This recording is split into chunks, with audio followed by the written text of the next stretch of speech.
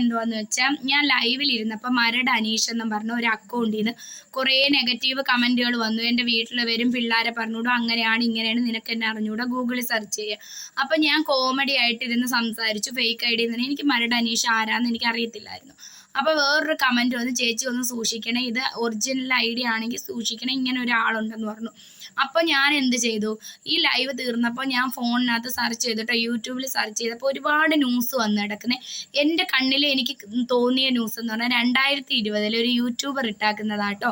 അപ്പം ഈ മരട് അനീഷ് എന്ന് പറഞ്ഞ ആ ചേട്ടൻ്റെ ഒരു അഭിമുഖം ഞാൻ കണ്ടു കേട്ടോ. അതിനകത്ത് ആ ചേട്ടൻ പറയുന്ന, ആ ചേട്ടൻ്റെ കുടുംബത്തെക്കുറിച്ചാട്ടോ, ഭാര്യനെയും മക്കളെയൊക്കെ കുറിച്ച്. ആ ചേട്ടൻ നല്ല രീതിയിൽ ഭാര്യനെയും മക്കളെ സ്നേഹിക്കുന്നതിനെ കുറിച്ചൊക്കെ പറയുന്നുണ്ട് കേട്ടോ. അപ്പോൾ അതൊരു നല്ല മനുഷ്യനായിട്ടാണ് എനിക്ക് തോന്നിയത്. അല്ല, ഞാൻ ഇത് പേടിച്ചൊന്നും അല്ല കേട്ടോ എന്ന് പറയുന്നത്. അപ്പം എന്തിനാണ് ഇങ്ങനെ ഓരോ മനുഷ്യരെയും ഫേക്ക് ഐ ഡി വെച്ച് എന്തിനാണ് ഇങ്ങനെ ഇതാക്കുന്നത്?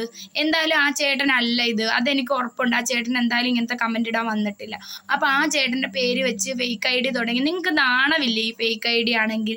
ഫേക്ക് ഐ ഡി ആണെങ്കിലാണ് കേട്ടോ പറഞ്ഞത്. ആ ചേട്ടൻ ഒരിക്കലും ആ ചേട്ടനല്ലെന്ന് ഞാൻ വിശ്വസിക്കുന്നത്. ഈ ഫേക്ക് ഐ ഡിയിൽ മറ്റുള്ള മനുഷ്യരെ ഇതാക്കാൻ എന്തിനാണ് വരുന്നത്, മറ്റുള്ളവരുടെ പേരും കൂടി കളയാനായിട്ട്? അപ്പം ഇതെനിക്കൊന്ന് ക്ലിയർ ചെയ്യണമെന്നുണ്ടായിരുന്നു, അതുകൊണ്ടാട്ടോ വന്നത്. അപ്പം എന്തായാലും ഇങ്ങനൊരു കമൻറ്റ് വന്നതിൽ തുടർന്നാട്ടോ ഞാൻ ഇതിൽ യൂട്യൂബിൽ ഞാൻ സെർച്ച് ചെയ്ത് നോക്കിയത്. അപ്പം അങ്ങനെ ഒരാളെ എനിക്ക് മനസ്സിലാക്കാൻ പറ്റി. അപ്പോൾ അത്രയേ ഉള്ളൂ കേട്ടോ. ടാറ്റാ.